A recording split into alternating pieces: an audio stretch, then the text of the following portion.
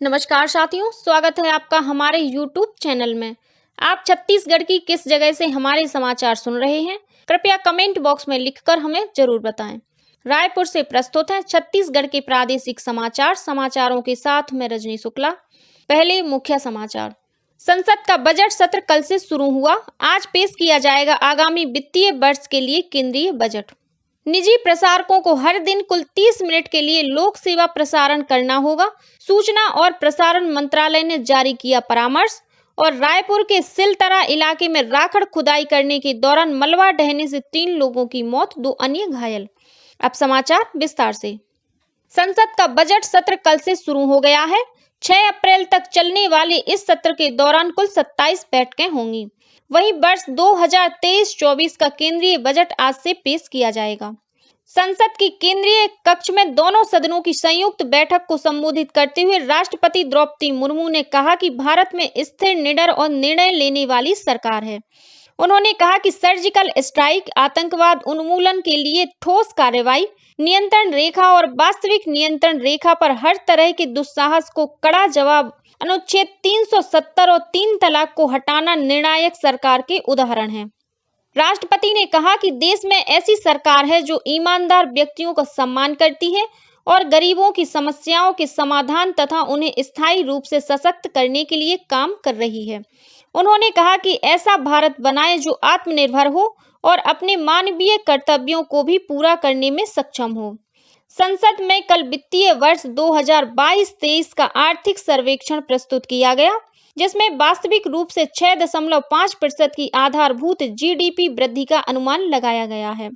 सर्वेक्षण के अनुसार चालू वित्त वर्ष में भारतीय अर्थव्यवस्था में वास्तविक रूप से 7% की दर से वृद्धि की उम्मीद है। बजट सत्र शुरू होने से पहले संसद के बाहर प्रधानमंत्री नरेंद्र मोदी ने कहा कि वर्तमान वैश्विक परिदृश्य में दुनिया की निगाहें भारत के बजट पर हैं। उन्होंने कहा कि सरकार का एकमात्र ध्येय भारत प्रथम, नागरिक प्रथम है। केंद्रीय सूचना और प्रसारण मंत्रालय ने निजी प्रसारकों के लिए परामर्श जारी किया है। मंत्रालय ने सैटेलाइट टीवी चैनल और उनके प्रसारकों के साथ विचार विमर्श किया। प्रसारकों को हर दिन कुल 30 मिनट के लिए लोक सेवा प्रसारण करना होगा। अलग अलग समयावधि में प्रसारण में राष्ट्रीय महत्व के विषय शिक्षा, कृषि और ग्रामीण विकास, महिला कल्याण, पर्यावरण तथा सांस्कृतिक विरासत जैसे विषय शामिल होने चाहिए। प्रसारण सेवा पोर्टल पर प्रसारक को एक मासिक रिपोर्ट ऑनलाइन जमा करनी होगी। पिछले साल नवंबर में मंत्रालय ने भारत में टेलीविजन चैनलों की अपलिंकिंग और डाउनलिंकिंग के लिए दिशा निर्देश जारी किए थे। प्रदेश में किसानों से समर्थन मूल्य पर की जा रही धान खरीदी का कल अंतिम दिन था। 30 जनवरी तक प्रदेश में 23,39,000 किसानों से 107 लाख मीट्रिक टन धान की खरीदी की जा चुकी है। इसके एवज में किसानों को 22,000 करोड़ रुपए जारी किया गया है। खाद्य विभाग के अधिकारियों ने बताया कि इस साल राज्य में 24,98,000 किसानों का पंजीयन हुआ था। गौरतलब है कि प्रदेश में धान खरीदी 1 नवंबर से शुरू हुई थी। भारतीय जनता युवा मोर्चा भाजयुमो का प्रदेश स्तरीय प्रशिक्षण सत्र का आयोजन 29 से 31 जनवरी तक राजनांदगांव में हुआ। इस प्रशिक्षण सत्र में भारतीय जनता युवा मोर्चा की आगामी रणनीति पर विचार विमर्श किया गया। भाजयुमो के प्रदेश अध्यक्ष रवि भगत ने कहा कि इस तरह के प्रशिक्षण सत्र होने से कार्यकर्ताओं की क्षमता में निखार आता है। ऐसे प्रशिक्षण समय समय पर होते रहना चाहिए। वहीं प्रदेश भाजपा अध्यक्ष अरुण साव ने कहा कि इस प्रशिक्षण से लाभ लेकर कार्यकर्ता आने वाले चुनाव में राज्य सरकार की गलत नीतियों को जन जन तक पहुंचाने का कार्य करेंगे और भाजपा की सरकार बनाने में अपना योगदान देंगे। प्रशिक्षण के दौरान पार्टी के प्रदेश सह प्रभारी नितिन नवीन ने भ्रष्टाचार के खिलाफ युवाओं को आगे आने की बात कही।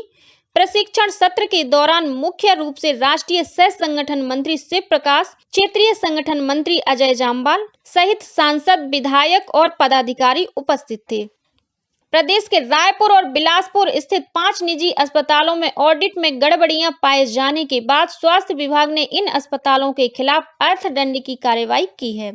इन अस्पतालों से 6,16,000 से अधिक की राशि जुर्माने के रूप में वसूल की गई है। राज्य सरकार ने मरीजों की जानकारी ऑनलाइन उपलब्ध कराने के लिए सभी अस्पतालों से कहा है। स्वास्थ्य विभाग ने टोल फ्री नंबर 104 और 14555 जारी किया है। कोई भी मरीज इलाज से संबंधित शिकायत इन नंबरों पर कर सकता है।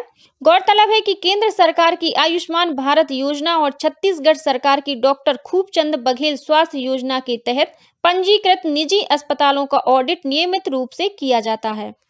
जांजगीर चांपा जिले में आज से 3 दिवसीय जाजुलय देव लोक महोत्सव और एग्रीटेक कृषि मेला का आयोजन किया जाएगा। राजस्व मंत्री जय सिंह अग्रवाल इस महोत्सव का शुभारंभ करेंगे। कार्यक्रम की अध्यक्षता नेता प्रतिपक्ष नारायण चंदेल करेंगे। महोत्सव के दौरान कृषि प्रदर्शनी और किसान सम्मेलन का आयोजन किया जाएगा। वहीं जिले में शिवरी नारायण माघी मेला 4 फरवरी से शुरू होगा, जो महाशिवरात्रि 18 फरवरी तक चलेगा। राजधानी रायपुर के सिलतरा इलाके में राखड़ खुदाई करने के दौरान मलबा ढहने से 2 महिलाओं सहित 3 लोगों की मौत हो गई। वहीं 2 अन्य लोग घायल हो गए। मिली जानकारी के अनुसार सिलतरा स्थित एक निजी संयंत्र की राख को सड़क किनारे डंप किया गया था, जहां 5 लोग राख निकालने के लिए गड्ढे में उतरे थे। इसी दौरान मलबा उनके ऊपर गिर गया और सभी लोग उसमें दब गए। इस हादसे में 3 लोगों की मौके पर ही मौत हो गई। वहीं 2 अन्य घायलों का इलाज अस्पताल में चल रहा है। मुख्यमंत्री भूपेश बघेल ने इस घटना पर दुख व्यक्त करते हुए घायलों को बेहतर उपचार के साथ ही अन्य जरूरी मदद उपलब्ध कराने के निर्देश अधिकारियों को दिए हैं। सारंगढ़ बिलाईगढ़ जिले में कल एक विक्षिप्त व्यक्ति ने एएसआई पर लाठी से हमला कर दिया, जिससे उनकी मौत हो गई। मिली जानकारी के अनुसार सरिया थाना क्षेत्र में पदस्थ एएसआई डीएन साहू किसी कार्य से अटल चौक की ओर जा रहे थे। इसी दौरान एक विक्षिप्त व्यक्ति ने उनके सिर पर डंडे से हमला कर दिया, जिससे वे गंभीर रूप से घायल हो गए। राहगीरों ने एएसआई को बरमकेला स्थित अस्पताल में भर्ती कराया, जहां उनकी इलाज के दौरान मौत हो गई। पुलिस ने आरोपी विक्षिप्त व्यक्ति को गिरफ्तार कर लिया है। रायपुर विकास प्राधिकरण के संचालक मंडल की कल बैठक हुई। इसमें अनेक निर्णय लिए गए। इसके तहत बकाया सरचार्ज राशि का एक मुश्त भुगतान करने पर आवासीय राशि के भुगतान में 50% और व्यावसायिक भवनों के भुगतान में 30% की छूट दी गई, जो 31 मार्च तक प्रभावी रहेगी। साथ ही 15% की चक्रवृद्धि दर से ली जाने वाली सरचार्ज राशि को भी घटा दिया गया है। कमल विहार सेक्टर 4 के ईडब्ल्यूएस फ्लैट्स के खरीदारों को 84,000 रुपए की सब्सिडी राशि देने, रजिस्ट्री के पहले नामनी का नाम जोड़ने और हटाने जैसे कई महत्वपूर्ण फैसले लिए गए। वहीं एलआईजी फ्लैट्स की बुकिंग राशि घटाकर 50,000 रुपए कर दी गई है। आजादी के अमृत महोत्सव के तहत कोंडागांव जिले में 30 जनवरी से 13 फरवरी तक स्पर्श कुष्ठ जागरूकता अभियान चलाया जा रहा है। इसके तहत कल स्वास्थ्य विभाग द्वारा जन जागरूकता रैली निकाली गई। अभियान के तहत गांव में लोगों को और स्कूलों में बच्चों को कुष्ठ उन्मूलन के प्रति जागरूक किया जा रहा है। कबीरधाम जिले में सामुदायिक पुलिसिंग के तहत जिला पुलिस और ग्रामीणों के बीच कबड्डी प्रतियोगिता आयोजित की गई। प्रतियोगिता में कबीरधाम, खैरागढ़ और मुंगेली जिले के अलावा मध्य प्रदेश के बालाघाट तथा डिंडोरी जिले की 35 टीमों के लगभग 3,000 खिलाड़ी शामिल हुए। समापन कार्यालय में वन मंत्री मोहम्मद अकबर ने विजेता खिलाड़ियों को पुरस्कृत किया। रायपुर प्रेस क्लब के कार्यकारिणी पदाधिकारियों के निर्वाचन के लिए मतदाता सूची का अंतिम प्रकाशन 10 फरवरी को किया जाएगा। इसके पहले कल मतदाता सूची का प्रारंभिक प्रकाशन किया गया। अपर कलेक्टर और निर्वाचन अधिकारी बीसी साहू ने बताया कि दावा आपत्ति प्रस्तुत करने की अंतिम तिथि 7 फरवरी निर्धारित की गई है। भारतीय क्रिकेट कंट्रोल बोर्ड बीसीसीआई ने दक्षिण अफ्रीका में आईसीसी अंडर 19 महिला 2020 विश्व कप जीतने पर भारतीय महिला टीम को 5 करोड़ रुपए का नगद पुरस्कार देने की घोषणा की है। भारत ने दक्षिण अफ्रीका में पहले अंडर 19 महिला 2020 विश्व कप के फाइनल में इंग्लैंड को 7 विकेट से हराकर ट्रॉफी पर कब्जा किया था। और अब पेश है मौसम का हाल। प्रदेश में उत्तर दिशा से हवाएं आने के कारण आगामी दिनों में न्यूनतम तापमान में गिरावट आने की संभावना जताई गई है। मौसम विभाग से मिली जानकारी के अनुसार प्रदेश में हवा का आगमन निम्न स्तर पर उत्तर से होने की संभावना बन रही है।